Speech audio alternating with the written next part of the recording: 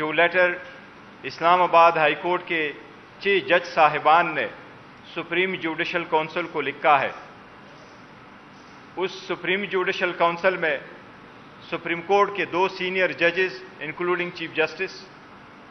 اسلام آباد high court کا chief justice اور 2 جج صاحبان جو چیف جسٹس صاحبان ہیں وہ شامل ہیں۔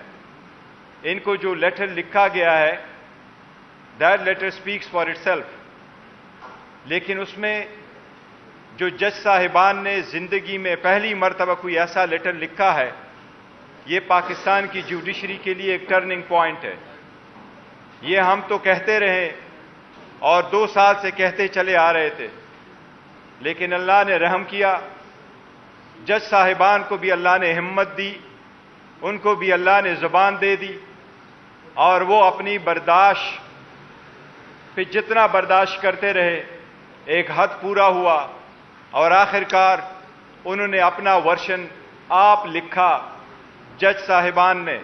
اور سب نے انڈیویجولی ان پہ دستخط کیے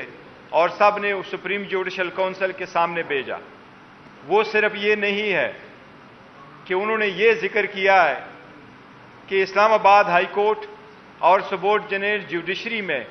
کس قسم کی انٹرفیرنس ہوئی ہے، بلکہ انہوں نے لیٹر میں یہ بھی لکھا ہے کہ وہ انٹرفیرنس آج بھی کنٹینیوڈ ہے۔ اس قسم کی انٹرفیرنس کی ہم شدید مذمت کرتے ہیں۔ جج صاحبان نے اس میں جو تفصیل لکھی ہے وہ آپ لوگوں نے دیکھا ہے، جس طریقے سے انہوں نے ذکر کیا ہے انڈیویجول ہر ایک جج کے ساتھ جو زیادتی ہوئی ہے، جس طریقے سے پریشر میں لایا گیا ہے، اور اس پریشر میں لانے کا اور ان کو ایک خاص طریقے سے انٹرفیرنس کرنے کا ایک ہی مقصد تھا، اور وہ مقصد وہی ہے جو جج صاحبان نے اپنے لیٹر میں لکھا ہے۔ اور لیٹر میں یہ لکھا ہے کہ یہ انٹرفیرنس ایک قسم کے پولیٹیکلی موٹیویٹڈ کیسز میں ہوا ہے۔ ہم یہ سمجھتے ہیں، آپ ان کی پوری تفصیل دیکھیں، وہ صرف پولیٹیکلی موٹیویٹڈ کیسز میں پولیٹیکل کنسیکوینس کا لفظ جج صاحبان نے استعمال کیا ہے، وہ صرف پاکستان تحریک انصاف کے تھے۔ چاہے وہ ٹریان کا کیس ہے جس میں انہوں نے ذکر کیا تھا، جو ہم پہلے مرتبہ بھی میڈیا کے سامنے لا چکے تھے، ہم نے ان رائٹنگ کورٹ کے سامنے بھی ان کو رکھا تھا، اس میں توشخانہ کا کیس بھی شامل ہے، جس میں سیشن جج صاحب پہ جس قسم کی پریشر ڈالا گیا ہے، لہذا اس کے جو تناظر ہے، کنٹینٹس ہے، اس لیٹر کے کنٹینٹس میں اگر آپ ڈیپلی جائیں تو کوئی 1 جج نہیں، 2 جج نہیں، 3 جج نہیں، اسلام آباد ہائی کورٹ کے 6 جج صاحبان اس پریشر سے متاثر ہوئے ہیں۔ اس لیے لوور جوڈیشری تھرو آؤٹ متاثر ہوتی رہی ہے اس پریشر سے، اس انٹرفیرنس سے۔ یہی وہ ورشن ہے جو ہم آپ کو بتاتے رہے ہیں کہ 5 دنوں میں 3 کنوکشنیں کروائی گئی تھی، 14 گھنٹے ہیئرنگ ہو چکی تھی۔ ایک جج صاحب نے کہا تھا مجھے نہیں پتا میرے بچے کہاں ہیں، ایک جج صاحب نے یہ کہا تھا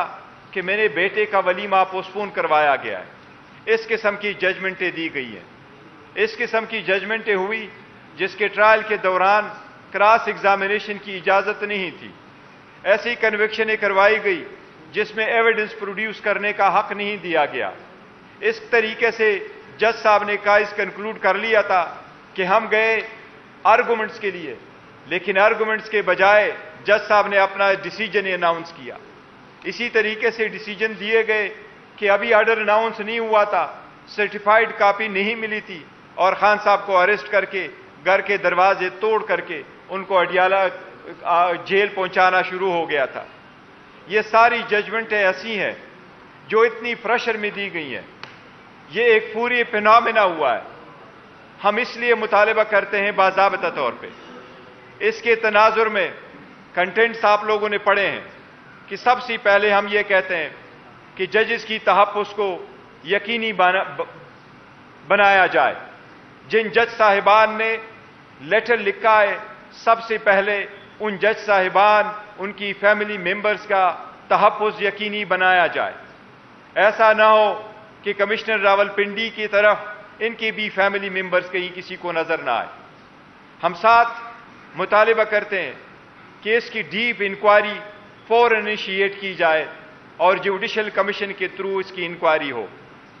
ہم یہ بھی مطالبہ کرتے ہیں کہ انکوائری، انویسٹیگیشن اور پروسیڈنگ فل سپریم کورٹ اوپن کورٹ میں کرے۔ یہ عدلیہ کی آزادی کے لیے بہت ضروری ہے اور اس کے بغیر عوام کے حقوق کا تحفظ نہیں ہو سکتا۔ عدلیہ اس اسٹیٹ کا، اس ملک کے خداداد کا وہ ستون ہے جس کے طرف پاکستان کے 25 کروڑ عوام اس امید کے ساتھ دیکھتے ہیں کہ ان کے بنیادی حقوق کا تحفظ ہوگا، ان کے مسائل کا حل ایک امپارشل جوڈیشری دے گی۔ ان کے مسائل کو ڈیسائیڈ کرنے کے لیے جب ان کے کیسز آئیں گے تو ججز بغیر کسی فیور کے اور بغیر کسی ڈر اور خوف کے، بغیر کسی فیئر کے وہ فیصلے کریں گے۔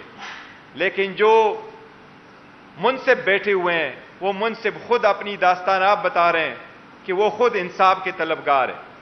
اس پہ سے عوام کے 25 کروڑ عوام کا عدلیہ پر سے اعتماد اٹھ جائے گا اگر اس مرتبہ بھی اس لیٹر پہ کارروائی نہیں ہوئی۔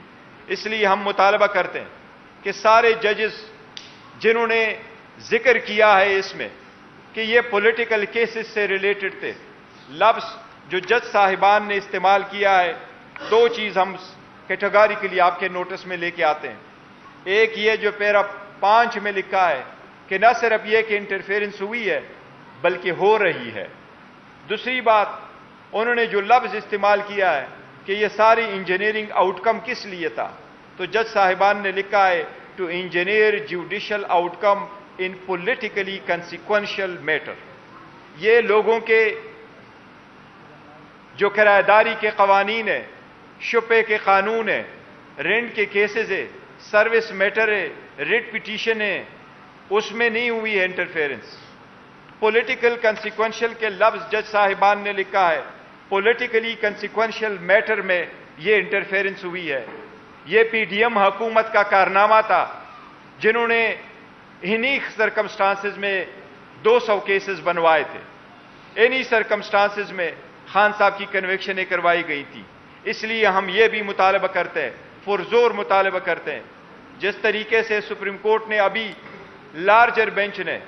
جس میں چیف جسٹس قاضی فائصہ صاحب ہٹ کر رہے تھے، انہوں نے بھٹو کے ریفرنس میں کہا ہے کہ ان کو فیئر ٹرائل نہیں ملا تھا، ان کو ڈیو پروسیس سے محروم کیا گیا تھا۔ ہم یہ سمجھتے ہیں کہ ان ججز کے لیٹر کے بعد خان صاحب کے جتنے ٹرائل ہوئے ہیں، جتنے کیسز ہوئے ہیں، ان میں ڈیو پروسیس اس روشن کی طرح وائلیٹ ہوا ہے۔ یہ اب اس بات کی ثبوت ہے کہ وہ سارے ججمنٹس جتنے بھی ہے ڈیسیجن وہ نل اینڈ وائڈ ہے، اور ہم مطالبہ کرتے ہیں کہ جس بھی فورم میں ہیں عدلیہ اور اسلام آباد ہائی کورٹ فوراً ان کو نل اینڈ وائڈ ڈکلیئر کرے اور خان صاحب کی فوراً رہائی ہو۔ یہ ججمنٹ ان پریشر میں دیے گئے ہیں، ان کی کوئی لیگل وقت نہیں رہی، اور ہم سپریم کورٹ سے مطالبہ کرتے ہیں ایک بار پھر کہ ان کی انکوائری کرو، ان کی انویسٹیگیشن کرو، اس کو ڈیپلی دیکھ لو، وہ اقدامات کیے جائیں جس سے عدلیہ کے انڈیپینڈنٹ ایک مرتبہ پھر انشور ہو سکے۔